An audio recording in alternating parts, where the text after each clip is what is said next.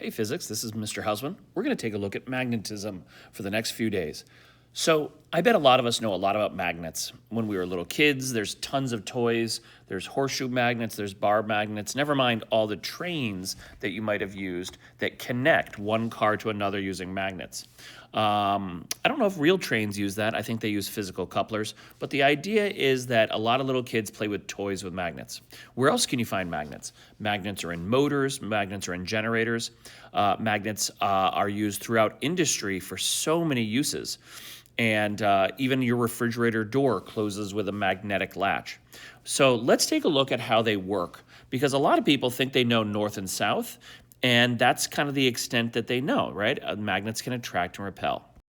So the way it works is we're going to draw a connection to something you know, because magnetism isn't really a new kind of thing. It's just another in the process of learning about forces and fields.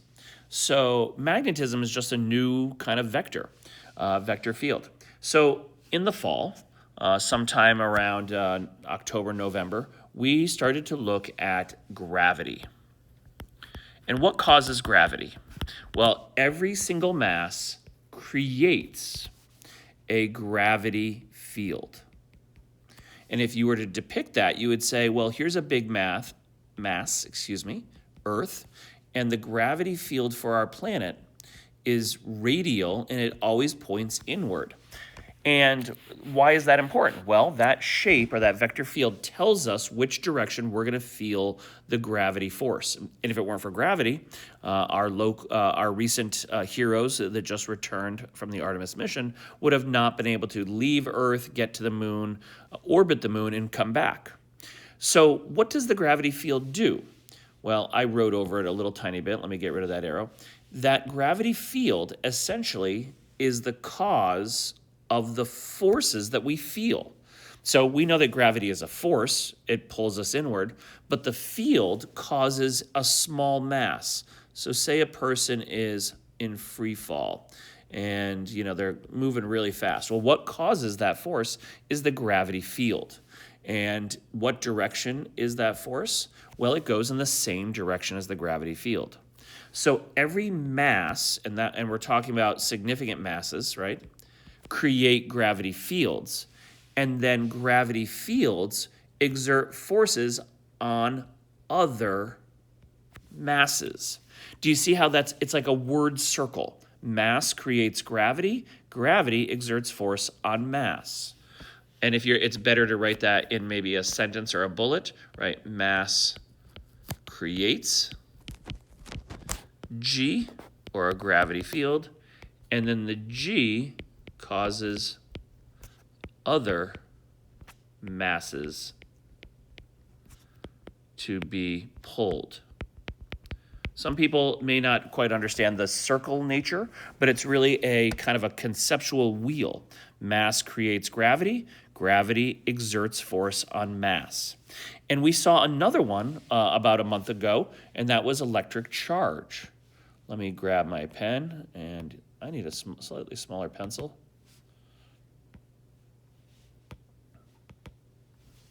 And when we talked about charge, what we found out is that charges are responsible for creating electric fields. And an electric field, well, that shape is a little more complicated. We can't always say we know which it is. But if you had parallel plates, for example, and we had positives on this side, we would say that the electric field goes out of the positives. Right? This is not a G field, but this is an E field, and it goes in toward, right, the negatives. And that picture kind of takes care of that. Well, what does that E field do?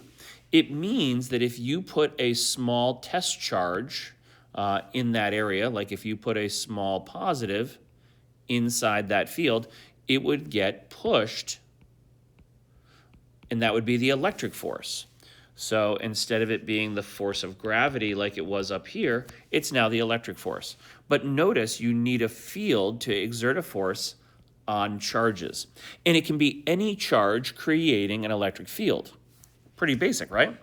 Now here's the new stuff. Let's take a look at magnetism. The fundamental reason for what causes magnetism is moving charges.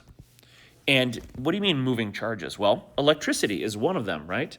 One example is electric circuits or electric current, right, is an example of a moving charge. And every moving charge creates a magnetic field. And the symbol for a magnetic field is B.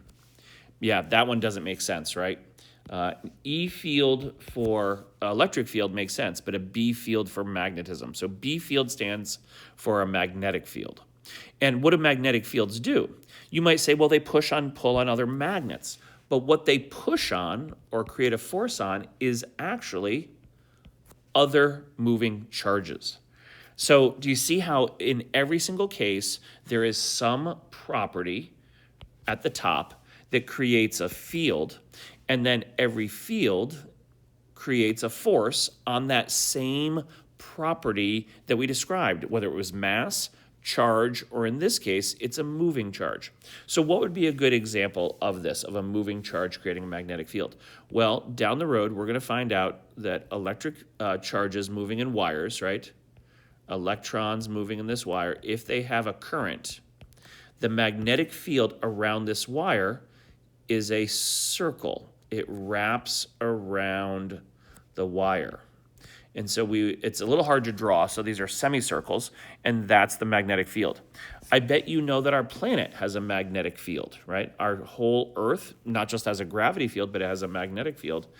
And a smaller version of that, and again, this is not gravity, this is magnetism. It comes out of the south part of our planet, and it wraps around to the north part of our planet.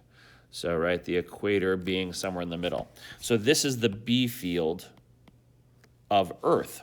It kind of looks like an apple that's been cut in half. And the shape sort of changes the farther out you go, right? Kind of gets stretched out. Okay, so there's several different shapes for magnetic fields. So magnetic fields are created by moving charges. Now, what do you know about magnets in everyday life? Well, magnets have these things called poles. And what are the poles, right? They have poles. They are the areas, right, that create, right, the field, B. And what are they called, right? They're called north versus south. And that's always their name, north and south magnetic poles. They exert a magnetic force on other magnets or other moving charges.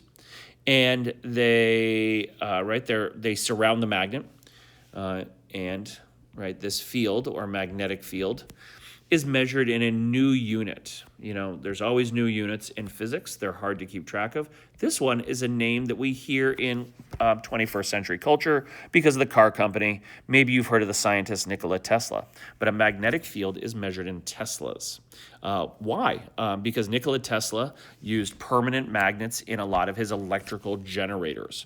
That was his claim to fame. He was an expert on electromagnetism. So magnetic fields exist in all directions. They're not flat, even though we draw them flat. They go out in 3D. So this curve would actually be kind of like a circle. And this little pocket in the middle here would actually be like a cube shape, right? Because if you rotate it around, right, it would actually be like a diamond or a cube. So which way do they go? They always, if you look carefully at these diagrams, is that they come out of the North Pole and they go into the south. And maybe you're thinking, that's like charges out of positive in toward negative. That's the direction of E fields, right? Good memory if you knew that. In this case, don't make the connection that north is like positive and south is like negative. They are very, very different. They're related to each other, but they are not the same. And I'll show you why. Okay. So here's the stuff that every little kid knows, and now you need to know for certain, is that like poles repel and opposite poles attract. In the very first picture on the left there, we're an attraction between opposite poles. And then on the bottom, right, we have same poles, south and south, or we call those like poles. Strength of the interaction, how strong do they attract? Well, it depends on the force, right, or the field that is between those two magnets. So we have some very strong magnets at Algonquin. Some are industrial magnets, some are modern, and if you've never heard this word, they're called neodymium magnets. Neodymium is a metal. It's on the periodic table. It's called a rare earth metal, and so they're sometimes called rare earth magnets, and they have incredibly strong magnetic fields on a mass basis. So they just feel ridiculously strong. And what do we know? How do we know the field strength is strong or weak? Well, it's by the line density. How close are the lines together? Okay. So here's why I made a big deal out of saying don't try to think of north and south is like positive and negative, even though they create fields and they're opposites. The reason is because positive and negative charges can be separated. You can take a positive and walk it, a mile this way, and a negative and walk it a mile this way. Maybe they are latex balloons, right, that rub together. And you can move those anyway. You can separate them. However, magnetic poles cannot be separated. They may be a distance apart. They may be a few inches, but they have to be together. So a typical bar magnet, right, has a north and south pole, and they're totally invisible. The only way to tell is maybe to use a compass, such as take a compass out and see which way the needle points. And the north end of the compass, which usually has an arrow on it, if it's attracted, well, then that must be the south end. But notice this bar magnet has a north and south. We call this a permanent dipole. It has two poles. If you were to fracture this bar or cut it in half, it would repair itself, and notice the two halves now have north and south. So now we have two pieces. But what are they? They're both dipoles. And you could do this an infinite number of times all the way down to basically to the electron level. But essentially, there's always a north and south pole. You cannot separate them. Fun little story. There was once an episode of some people don't love it, but the show Big Bang Theory, where they tried to search for monopoles. And I bet you can figure out what that means. It has only one pole. That would mean a north that is not near a south, or a south that's not near a north. And there is theory that says that someday we may be able to identify them, but to this date, there has not been any discovered. Let's finish today with magnetic domains. Okay, what's a magnetic domain? And how do you create magnetism? So a domain is a region of aligned atoms. And what are we talking about alignment? Well, atoms are made of electrons. And I wonder if a few of you remember in a chemistry lesson, you don't have to remember all the details, that they would talk about electron spin. And the spin of an electron has a direction to it. It's either up or down spin. And if there's elements in it like iron, nickel, or cobalt, well, they have what are called unpaired electrons. And unpaired electrons create magnetic fields. This spinning electron represented by that arrow. It's a property that's very hard to describe because it's actually quantum mechanics. But if it spins in this orientation called upspin, this would be the north and this would be the south. And do you notice that all the electrons are spinning the same way? So this means this atom would have a magnetic poles. It would have a north and south. Well, if you get a bunch of atoms together, like billions of atoms, they will all spin the same way. So that's in a piece of iron or nickel or cobalt. They tend to have this. Other elements do not have unpaired electrons, so they can't have this alignment. So what would be non-magnetic period? Like plastic. You can't turn plastics or glass into a magnet.